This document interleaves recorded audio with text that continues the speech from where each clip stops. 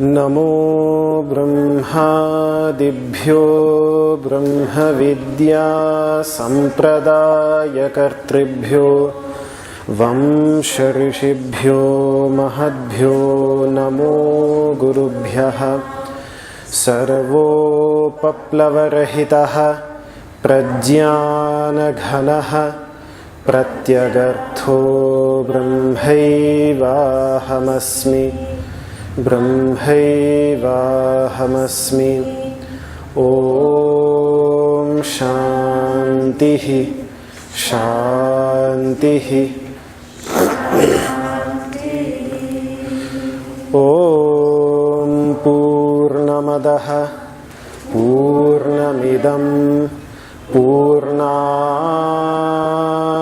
पूर्णमुदच्यते पूर्णस्य पूर्णमादाय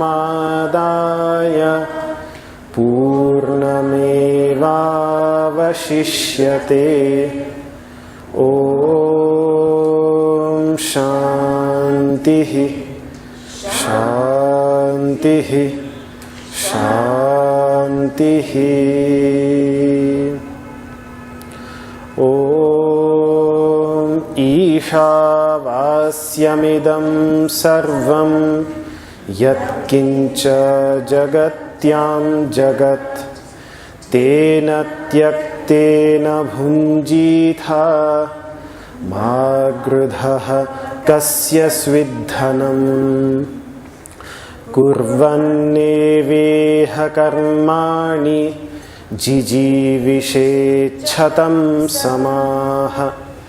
एवं त्वयिनान्यथेतोऽस्ति न कर्म लिप्यते नरे। असुर्या नाम ते लोका अन्धेन तमसा वृताः तांस्ते प्रेत्याभिगच्छन्ति ये के चात्महनो जनाः। अनेजदेकं मनसो जवीयो नैन देवा आप्नुवन् पूर्वमर्षत्। तद्धावतोऽन्यान् अत्येति तिष्ठत् तस्मिन्नपो मातरिष्वा दधाति। ॐ शान्तिः शान्तिः शान्तिः।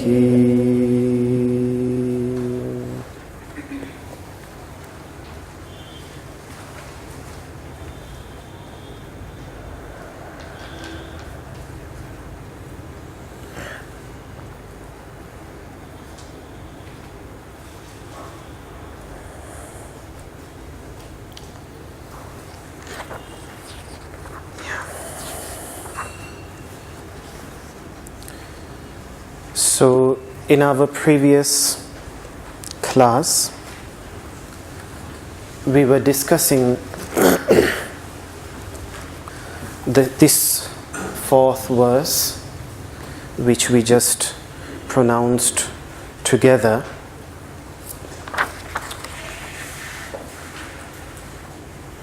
The last sentence, Tasmin apu Matarishwa dadhati. This is the sentence that we will discuss today. The rest of the mantra has already been covered has already been discussed. Tasmin napaha, in that. Tasmin means in that. And by that we mean what is being discussed. The self. The self, which means consciousness in its purest form. Consciousness without its contents, which divide it, which differentiate it. The consciousness in me and the consciousness in you is different only because your consciousness, the content in your consciousness, is always slightly different from the content in my consciousness. It is like we have water of various colors. The same water is there in all the different jars, yet we have taken the water from the same river, but then we mix different colors, and each one of these waters seems different from each other because the color is different. The content that is there is completely different. Yet if a person now to explain, to bring someone there and say, you see, all these waters of different colors, they are the same water, they are one and the same, there is no difference in them, he would say, well, I can see the difference, it's very obvious. But we can understand that because what he is concentrating is, what he is aware of are the colors, which is just a content which has come into it. One can filter it out, one can get rid of it, and the water will again be completely the same. So when a person realizes that consciousness can be completely freed from all its contents, which create this division, which create this sense of difference between two different manifestations of consciousness, we realize that deep down it is the same entity. And it is that one entity underlying all different manifestations of consciousness, which is being referred to by the word in that, tasmin, in that Atman, in that underlying pure consciousness. Apaha means actions, activities, movements. All activities, all actions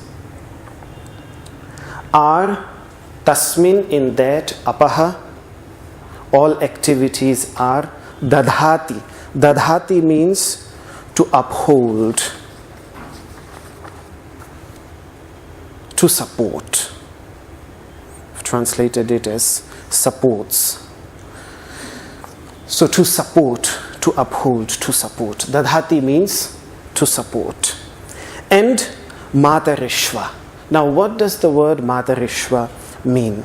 We have to understand that these Upanishadic teachings follow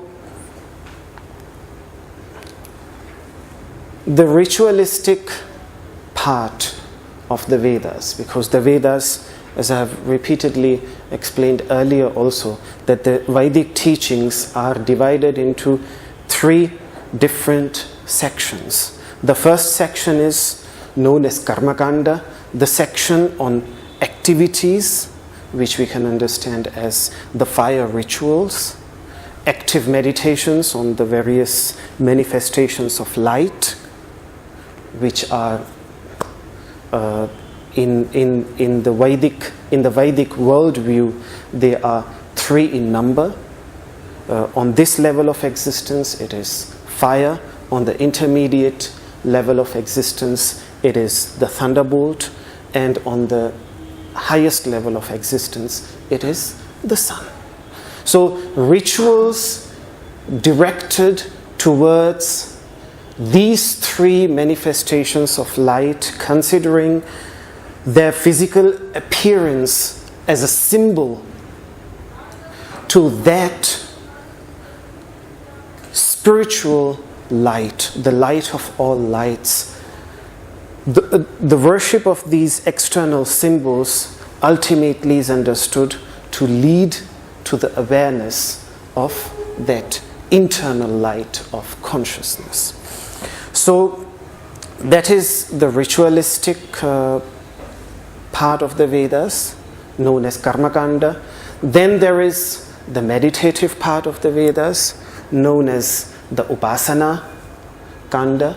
Upasana means the word asana is there, upasana, to sit close to oneself, which is what happens when a person meditates. So Upasana Kanda, the sections that deal with meditations, and this section is also, I'm just referring to it as one section, but even this section is divided into various steps, because earlier it unfolds from the ritualistic section. So the first section of the meditative section uses various ritualistic activities as objects of meditation, or various ritualistic entities which were part of a particular ritual.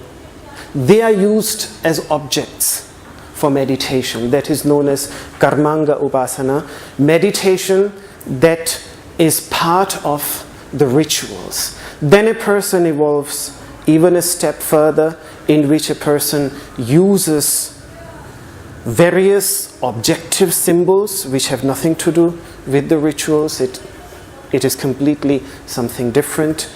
I talked last time about using various sense modalities, the mind, the intellect, the mind content, all these as objects of meditation. All that is included under Pratikopasana, under making use of pratika, symbols. Upasana, meditation with the use of symbols. And then, are you talking only about the Upanishads right now, or the whole Veda? I'm talking about the whole Veda. Yes, the Upanishad will now come, the third one.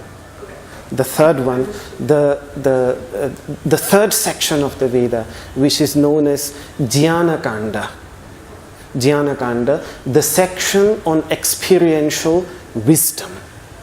So the first section talks about the rituals of venerating the light in its various manifestations. The second section talks about meditation on symbols related to those rituals, or symbols that are not related to those rituals. And then, yes, the third type of symbols that I forgot to mention is Ahangrahopasana, using various internal symbols, ultimately using the sense of the sense of I, and entities with which I identify as I, to use them as objects of meditation. That is known as Ahamgrahopasana, which means to meditate on entities which I grasp as I, which I relate with as I. That is known Ahangrahopasana.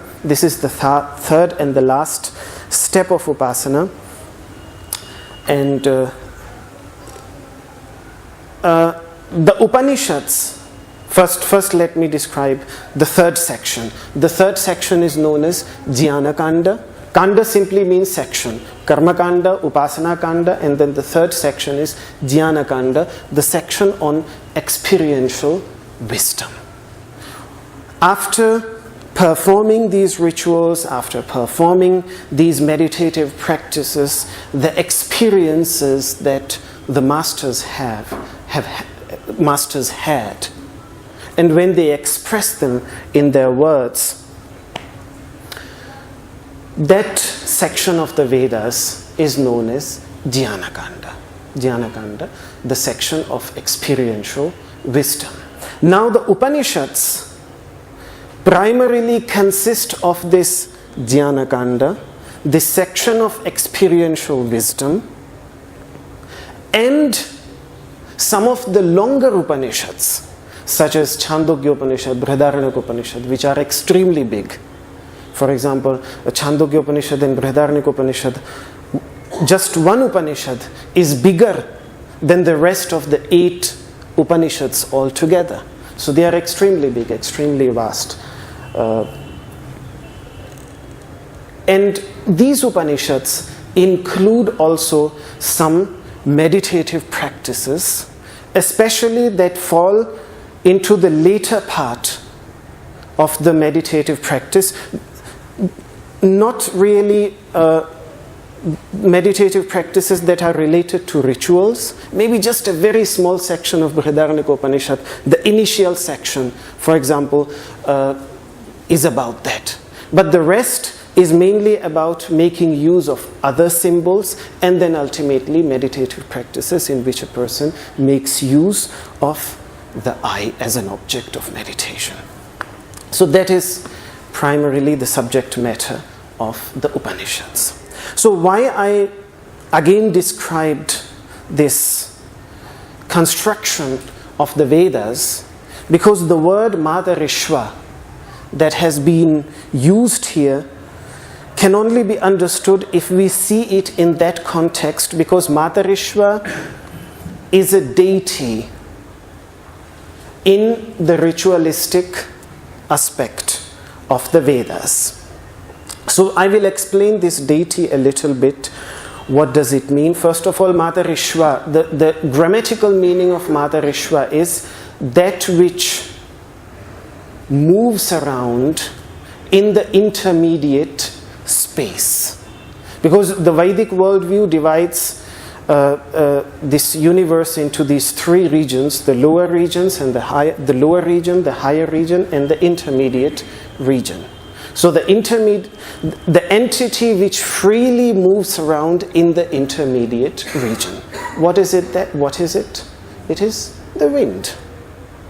Wind. Yes. So Matarishwa basically means the wind, the all-pervasive wind, the wind that is present everywhere. You mean the air also? The air also. Yes. This force, this energy. Sorry? What's in there's 3 parts, so the wind doesn't... The lower part consists of the earth element, and the highest part is what they call the realm of light, Dyaushpita, from which the Greek concept of Zeus Pater, Jupiter, came into existence. That is Dyauh. The Sanskrit word Dyauh is derived from the root Div, divine, light. That is, Div means light, Divya, the realm of light. So that is seen as the highest realm.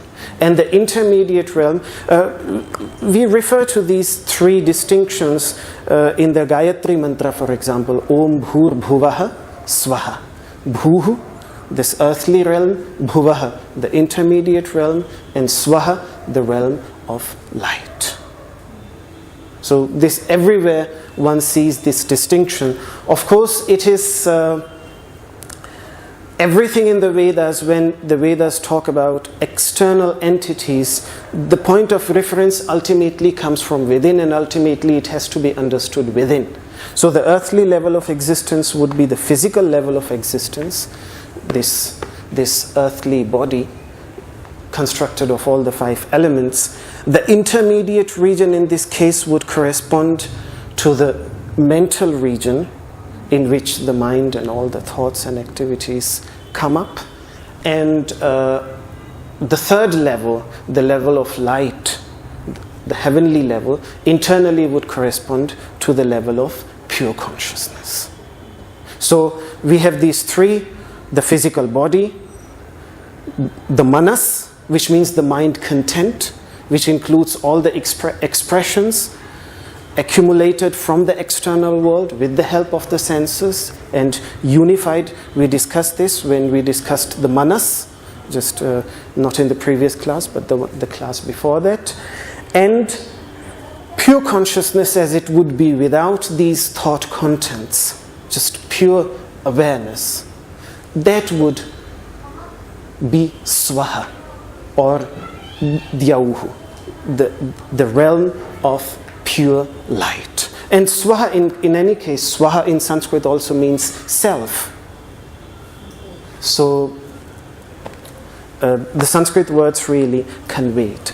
So exactly. That is the whole idea. Asana would correspond to the physical realm. That's where the journey starts. Then pranayama, pratyahara, and even dharana would correspond to the intermediate realm, and dhyana and ultimately samadhi would correspond to the third level. Because ultimately everything that has been talked about in the Vedas has to be understood internally and not externally. That is something that the masters keep on telling, because that has to do with the three levels of interpretation that every mantra can undergo, can be interpreted in three different levels. One is the physical level. So for example, when a mantra is about fire, Agni, then we understand the physical fire, the external fire. Or even just Vaishvanara, the internal heat, the physical heat, that's all. But still it's the primary. Then a person has to go deeper and see what corresponds on the intermediate internal level, and what is meant by Agni on that level, and then ultimately what Agni means on the last level, on the highest level, on the level of pure consciousness. The beautiful thing is that all the divinities might be slightly different on the physical level, but when they come on the highest level on the deepest level of pure consciousness, they are one and the same. And all other divinities, all these various divinities are just seen as manifestations of that one underlying pure consciousness. So yes, outwardly there are various names are used, various forms are suggested, but always this awareness that the underlying principle is the same. For example, this statement that you see at the very beginning, the truth is one, or pure existence is one, but the wise express it in numerous ways that I've quoted in the beginning, because it's one of the central ideas of the Veda.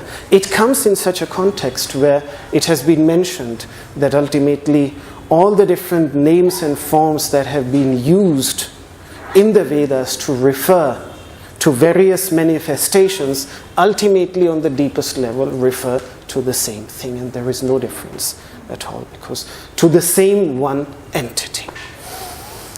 So that is the third level of interpretation, the deepest level of interpretation of every Vedic mantra. So coming back to the idea of Matarishwa, which is, of course, externally it is just understood as wind out there. But as a person goes deeper, then it is within us, it is the life force, which is referred to by the word prana. The word Matarishwa has often been used interchangeably in the Upanishads. Pranamahur Matarishwanam. What is Matarishwa? Matarishwa is prana, this internal life force. It moves around all of us in the form of this wind, which the Vedic masters often referred to as the Sutratma, as the all-threading life force, which enters each one of us like a thread from one side and then comes out like a thread from the other side. And like this, it threads all living entities together. That is what they refer to by the word Sutratma, the entity which threads all together. Sutra means a thread. And Sutratma, the entity which threads all together. So that is the entity which supports all the activities of all beings. Even the wind element, I mean, if we understand, what do we understand by the wind element? By the wind element we understand movement. That is what wind element is about, movement. And nothing can exist in this world, in this creation. We discussed this already when we were studying the first word, first mantra, first verse. Ishavasya midam sarvam yatkincha jagatyam jagat. When the word jagat was used for this world, jagat means that which is constantly moving. Jagat, the world. And why do we call the world Jagat? Because it is in a constant state of flux. Everything that seems otherwise so still is actually the result of tremendous movement. So without movement is that underlying principle on which everything exists. And in the understanding of this Upanishadic master, that Atman, that consciousness, is the immovable pivot which supports the movement of everything. This is what is being conveyed by this statement, that Tasmin Napo Matarishwa Dadhati, that it is within that pure consciousness that the wind element, the all-threading life force, referred to in the Vedic teachings as Matarishwa, as Vayu. The other word for Matarishwa is Vayu. Vayu is the Sanskrit word for wind.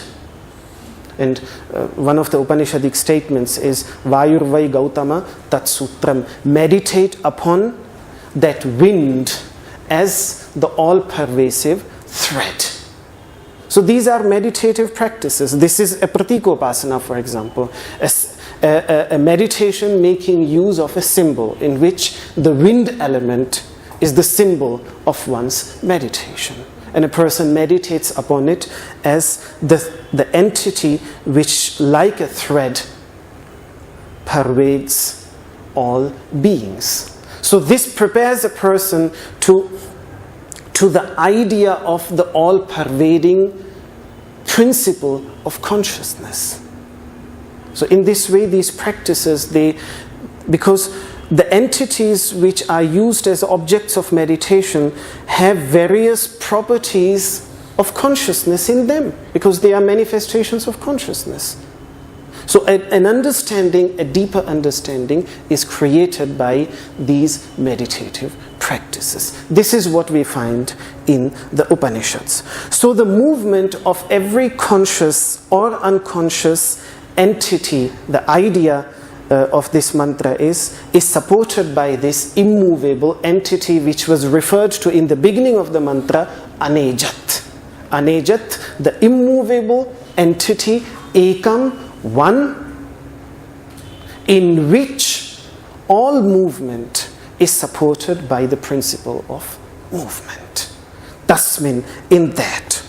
Apaha, as I said, it includes all actions. It includes the willful, conscious actions of all living entities, as well as, in the understanding here, it also includes the activities of, for example, the activity of the fire, in which it burns, the activity of the sun's movement, the activity of the clouds. Every form of activity that is visible in this world is allotted dadhati. Dadhati also means to support, and dadhati also means to allot. It means to allot. Now the interpretation is just, the difference there is one is a theological religious interpretation and the other is a mystical interpretation.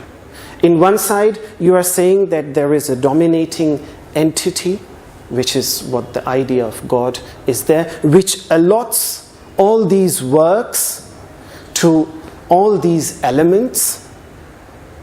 That is a theological understanding. Some commentators who come from that theological basis interpret Dadhati in that way, that the entity which allots activity to individual beings and to these universal entities such as fire, wind, clouds. All the works that they do are allotted by that entity. That is one explanation of this mantra. The other explanation is that it is the entity which supports all these activities. This is a mystical idea. The entity which supports the activities of all those beings and luminaries by becoming them, by presenting itself in the form of those entities. This is, when you look at the mystical interpretation of this mantra, such as done by Shankaracharya, one sees this interpretation.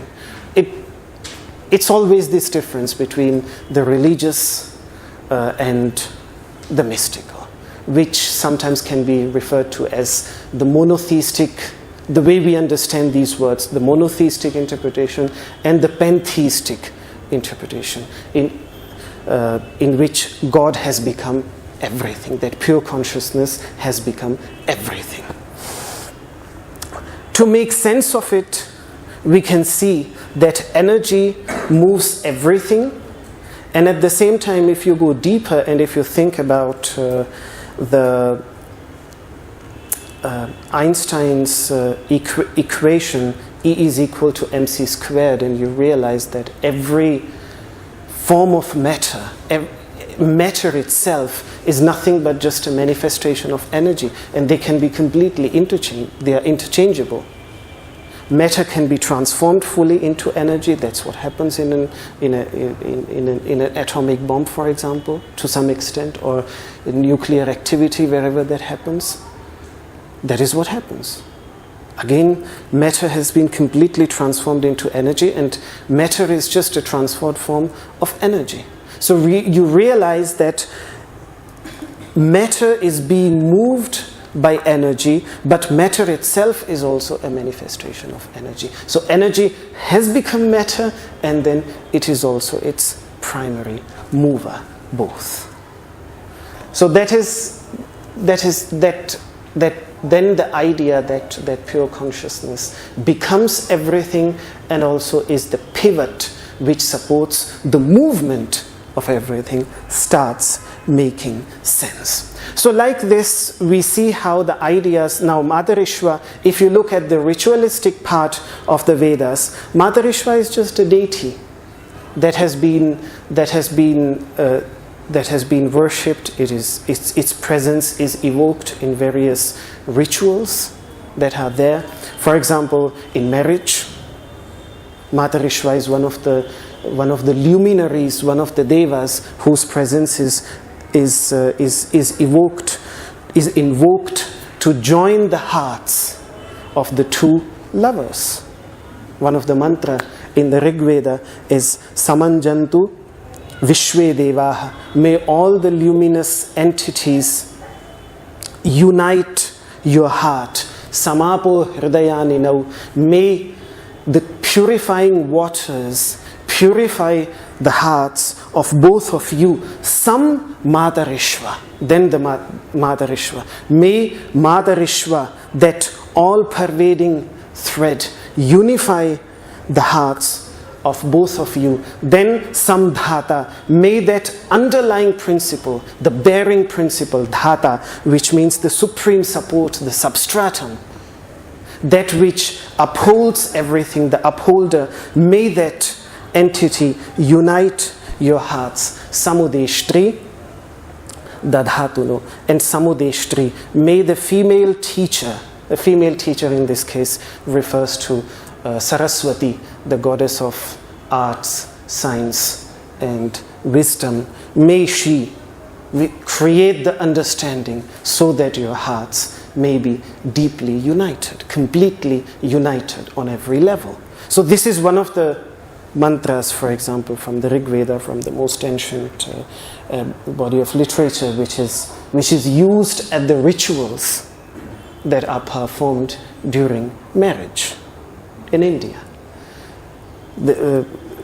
So like this, these concepts are used, as I already stated, that prana and Matarishwa are the same. Prana is that life force which became, in the understanding of the Vedic masters, it is praneha bhutam cha bhavyam cha, whatever came into existence and whatever will come into existence will come into existence within that prana. Prane sarvam pratishthitam. All living entities are established in prana. That prana is referred to by the word Matarishwa. And therefore it is also sometimes referred to as the bearer of all living entities. Tvam bharta. Bharta means nourisher, and bearer. Matarishwa prajanam. Of all entities that come into existence, O Matarishwa, you are the bearer. And then, yes, Matarishwa is also addressed as the prime mover of all entities. Elsewhere in the Vedas, Samirayan Bhuvana Matarishwa. Matarishwa is that entity which moves all movable entities. So that principle that is referred to by the word Matarishwa. In the mythological understanding, because mythology is also part of Vedic mythology, which is extremely ancient, and we can find similarities to Vedic mythology in all world mythologies. So in Vedic mythology, Matarishwa is the entity which brings down the fire element from the heavenly realm into the earthly realm. In Vedic mythology, this is the work. This is one of the ideas that have been frequently mentioned in the Vedas related to Matarishwa, is that it is seen as a messenger, Duta, as a messenger which brings the light from the heavenly realm into this earthly realm. Aduto Agnim Abharat, you are the messenger who brought down the fire which was with the sun. You brought it down and allowed it to manifest as Vaishvanara. Vaishvanara is the specific fire which exists within the body.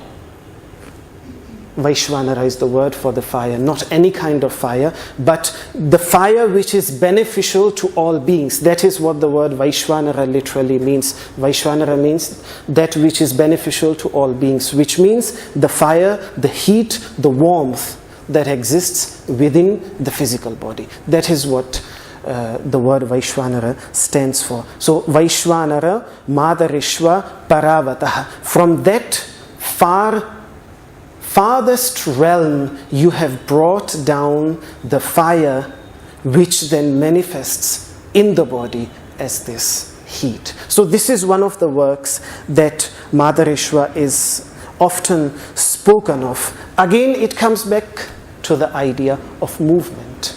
If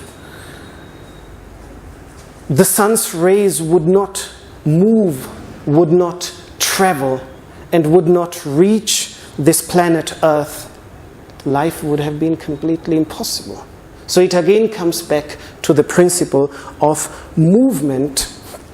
And sometimes we refer to it as the entity which manifests the hidden fire through friction. That also requires movement. Fire is present in all the sticks, but you require movement to make it manifest, to make it visible. So another prayer that is there towards Matarishwa, which we find in the Upanishads or in the Vedas, is Guhasantam Matarishwa Dadhati. This fire element which is hidden, which remains invisible when you create friction. And friction, whenever there is movement, there is friction. And that is what creates fire.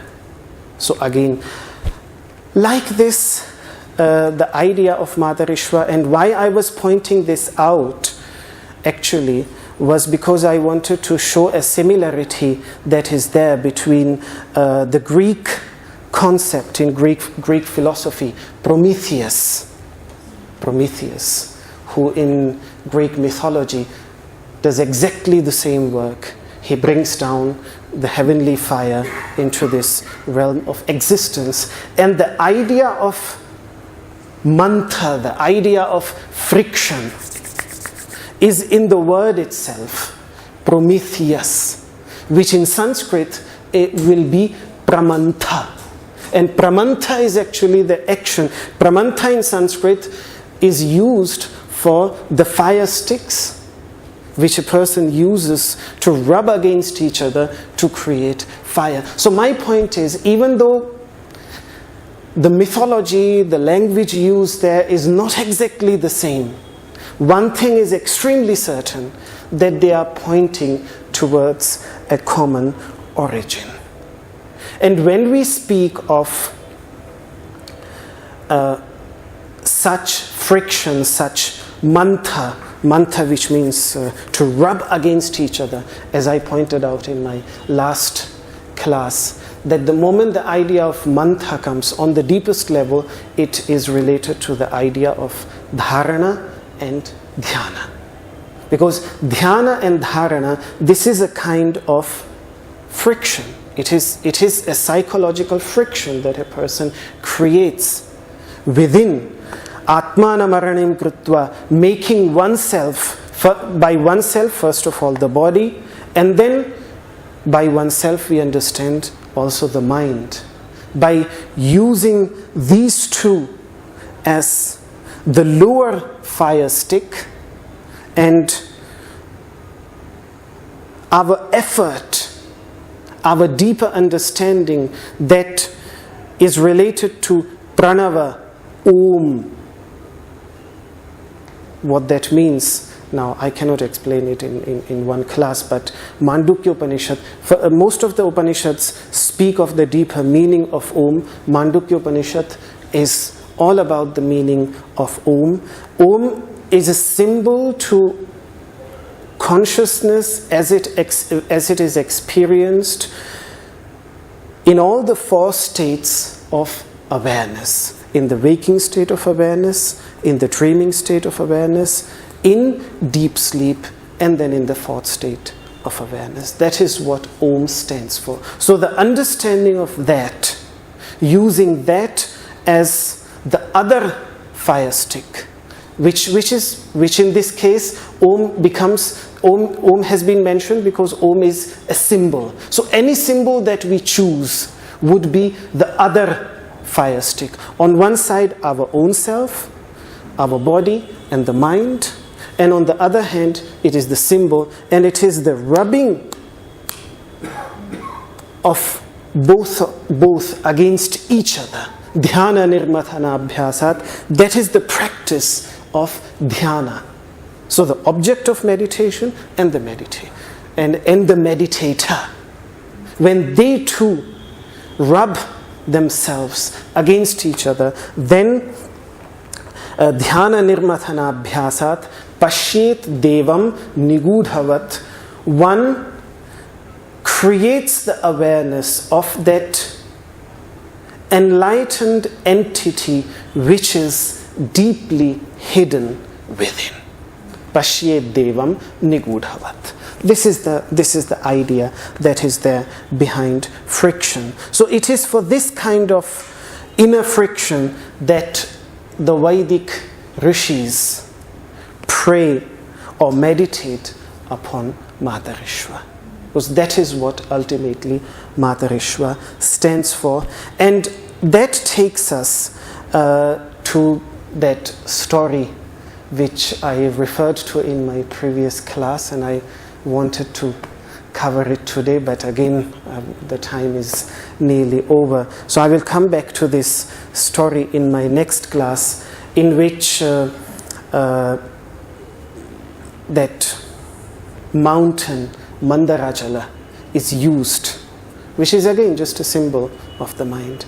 But let us leave it here, and I'll take some questions, otherwise there is no time left for the questions. So let us just think about this principle of friction, the entity which causes friction, and that is what is referred to by Matarishwa, the principle of movement, which is being referred to.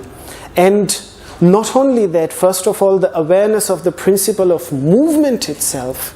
And because that has already been discussed in other parts of the Vedas, the awareness was already brought to the principle of Matarishwa through rituals, through the meditative practices. Now the last step is this. Tasmin napo Matarishwa dadhati. Even that principle of movement has its foundation in this consciousness, in this awareness. So the last step has been mentioned here in this Upanishad. So this is how the Upanishads talk about, and sometimes why we find Upanishads difficult to understand, there are various reasons. One of the reasons is because we have not studied the first parts and the second parts. So what I'm trying to do, therefore, in my classes in the Upanishads, which I rarely think any commentator or any book on the Upanishads which I have seen does it, that they don't discuss. You would nowhere find this discussion on Matarishwa. What is the principle of Matarishwa in any English or even Sanskrit commentary? The English commentators didn't do it. The Sanskrit commentators didn't do it because that aspect has already been covered in other texts. So they did not see it necessary to discuss it here, because they were seeing it in that continuation. Today we study Upanishads as standalone texts, but originally they were just the final parts of a bigger... Yes? Yes? No, we're finished. Finished. I was just going to ask exactly about what you were talking about. So the Vedas, they were kind of compiled over maybe 3 centuries or so? Oh my God, And that's an extremely tough question. Okay, I mean, Yeah. rough. Roughly, the idea that according to the latest dates that have been ascribed by modern Indologists, which I must say, it's highly, how should I say, it's very difficult to see how they reach these concrete dates, but nonetheless. So they were orally transmitted? Yes, they were orally transmitted. The oral transmission continued till around the 10th century. They were never actually written down before the 10th century, but from the language style, approximately the time of the latest parts of the Vedas is around 700, 800 BC. And but this is the latest portions of the Vedas. When we talk of the Rig Veda, they are thought to have been compiled in their present form in 1500 BC. So that makes it 3000 years old. However, now that we are just talking about in the present form in which we see the text now. But the origin... With the 3 different sections. Yes, with the 3. Yes, the most ancient part of the Vedas, the Rig Veda, which is referred to as the Rig Veda. It is a book of 10,500 mantras, and it is thought to have been compiled as it is in this form in 1500 BC. Now, even within the Vedas, you can see that some of the ancient mantras are talking about the ancient rishis and the modern rishis and like this. So it really goes back into extreme antiquity, of which there is no record. It goes back into, and the concepts, they are prehistoric. I mean, they are the concepts that we find in the Vedas is basically what is known today as the Proto-Indo-European religion. And that is the reason its concepts we find in all the different European mythologies, whether it is the Greek, the Roman, the various mythologies in the Scandinavian countries. We saw how the word Ashvini from the Vedas, the exact same word exists in Latvian and Lithuanian. So that is what is today now referred to as Proto-Indo-European religion, which is extremely ancient. So what we find in the Vedas is the Indian Vedic version of that Proto-Indo-European religion, which is extremely ancient. So the ideas go back very... Kind of my question was also going to be like how were they developed, and how, since we can't read the Sanskrit, like when I look at the copy of the Rig Veda in English, I kind of wonder about how you, as a person that can read Sanskrit, can kind of tell the three different sections. Because even when I look at the Upanishads, the style of each Upanishad seems very different to me. Some are more like this, where it's more esoteric. Some are even more the conversations, and then. So I have difficulties kind of making distinctions between those because they all are in different forms, where then when I look at the rest of the Rig Veda, then maybe there's parts that are stories or rituals. Do you see as a person that kind of can't look at the original text, I'm trying to make distinctions between them and see how they build on each other. Yeah. I don't know, this is... Yeah. Any mantra that has to do with a ritual is seen as a ritualistic. Then there are mantras which deal with meditative practices. They are seen as belonging to the meditative aspect, and the mantras that speak of experiences that the masters had, the experiences of unity. They are the ones that are referred to as the Upanishad. So it's not necessarily when they were written, no, but it no. depends much more on the subject. That's how the Vedas are divided. That's how the Vedas are divided. Yes and no. I thought it was that the Vedas were written last, like everything else was kind of, or I'm sorry, the Upanishads were written. No. Okay. So they're thematically. They are thematically divided. Yes. So that's okay. Yes. I see. Yes. Yeah. Yes. I wanted to ask you about the comparison between Greek mythology and Hindu mythology. What is the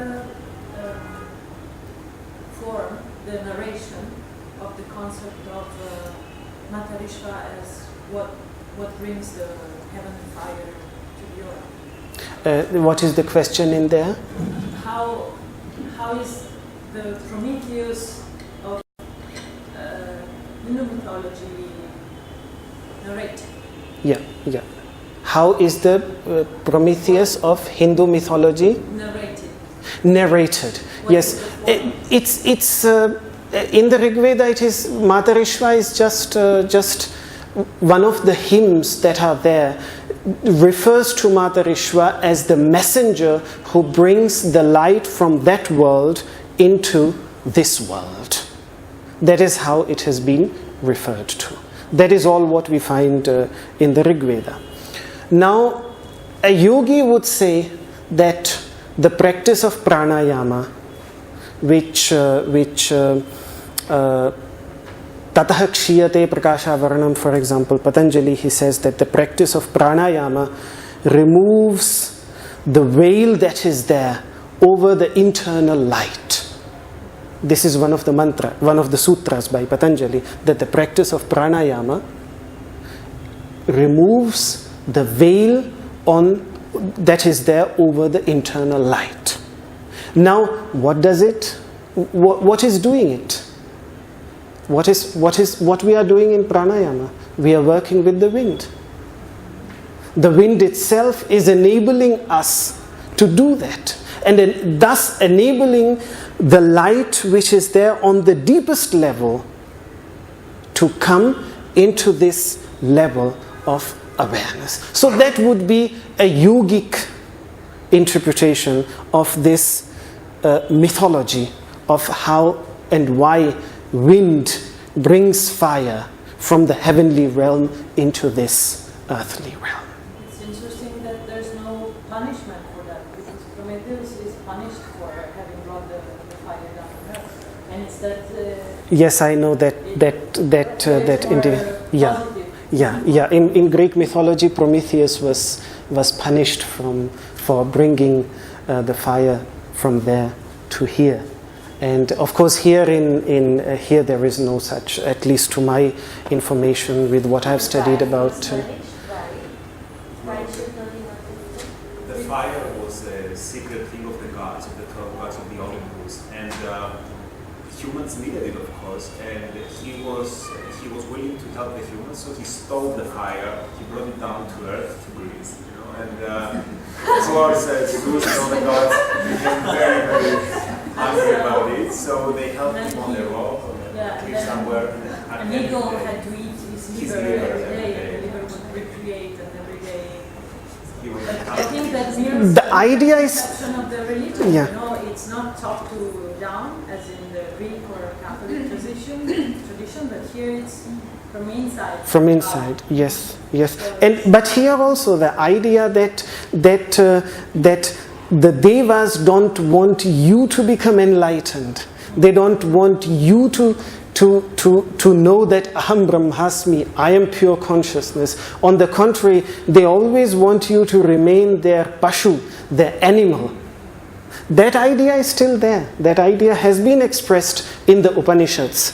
But then he said that the Upanishadic master says that if the individual makes a resolution, as says that I have to grow out of it, and becomes aware of this unifying oneness, then no deva, no such god can stop that individual from becoming enlightened.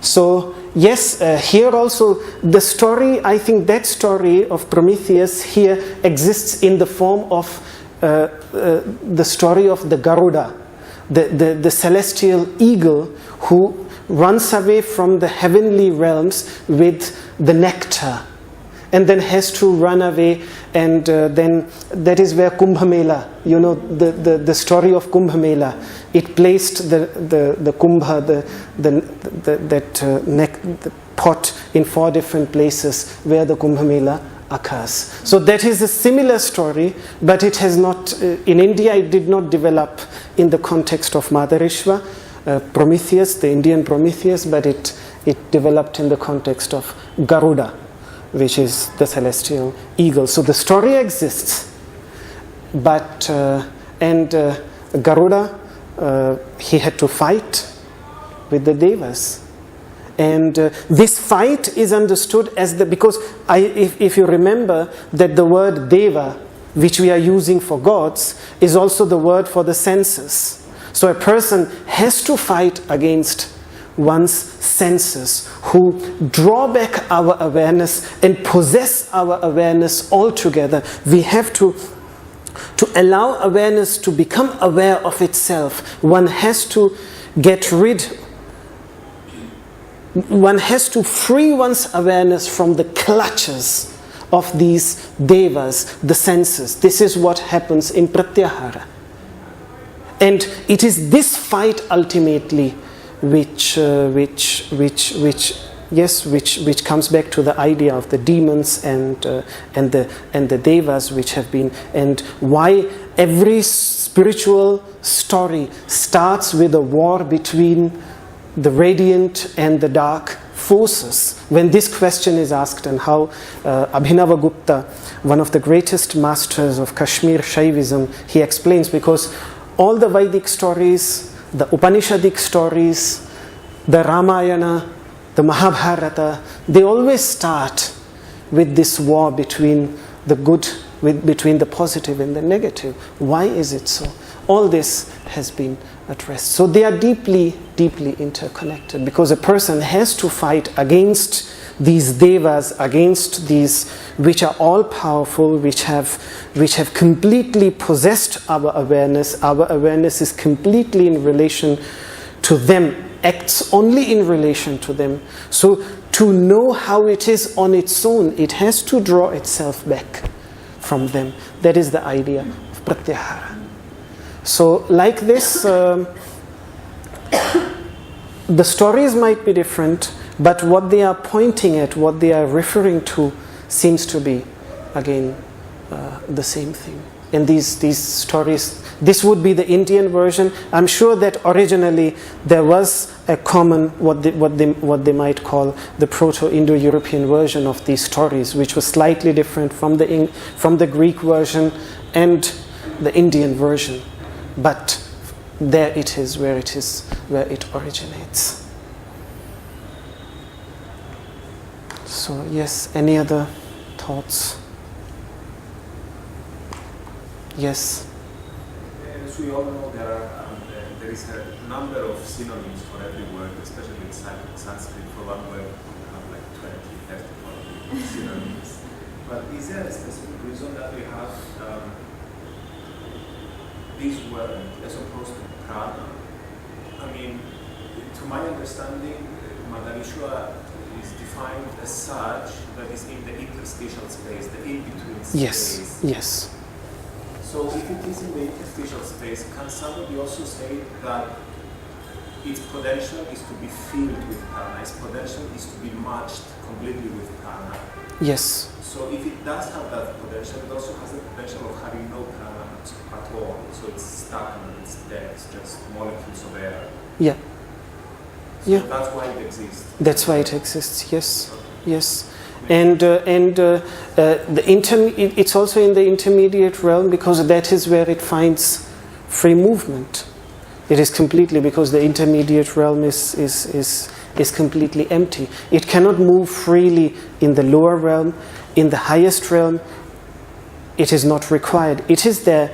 It is one of those entities which are active in the intermediate realm, where activity originates, where activity takes place. And that is the mind. That is the mental level, because on the highest level there is no activity at all. That is the substratum, the trans-active substratum, where there is no activity at all, where there is no movement at all. Then where does movement arise? The movement which we see on this level, on the earthly level of existence, where does it arise? It arises in this intermediate level. It is related to the idea of kartritva, where the idea of doership arises, where the idea of volition, where the idea of ichha shakti and kriya shakti, the potential to will and the potential to act arise. So in the understanding of the five koshas, it would be the manomaya kosha and the vijnanamaya kosha. The manomaya kosha, the layer which consists of the manas, and the layer which consists of vijnana, of the intellect, which decides and then acts, which is then ultimately followed by the pranamaya kosha, the pranas, and then ultimately by the body, the annamaya kosha. Hence we see movement in the annamaya kosha. So the pure self is seen as the immovable substratum. All movements originate in the intermediate space, which then completely manifest as movement in the physical sphere. So this is how it unfolds. So physical movement, psychological movement, and then pure consciousness as the immovable entity. So movement can only be in the intermediate realm. movement cannot be in the highest realm where there is no movement at all. It's the immovable entity what we are talking about as the highest realm.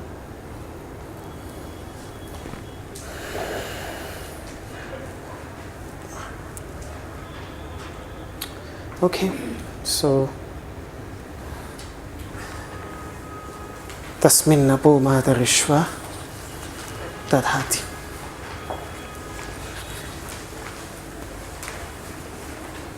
Come back a little bit again to this idea of Matarishwa, because something I have not explained yet about this, which will help us understand the next oxymoron.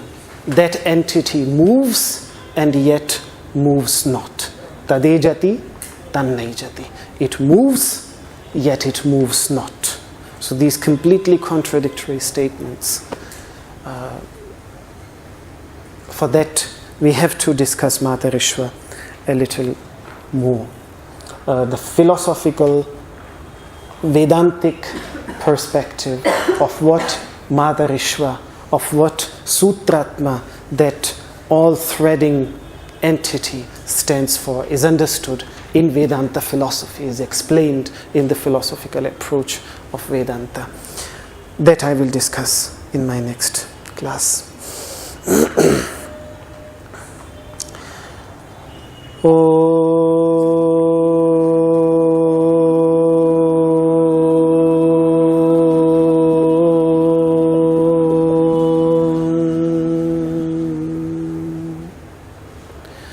Sarve bhavantu sukhinah, sarve santu niramayah, sarve bhadrani pashyantu, ma kaschid dukkha bhag bhavet.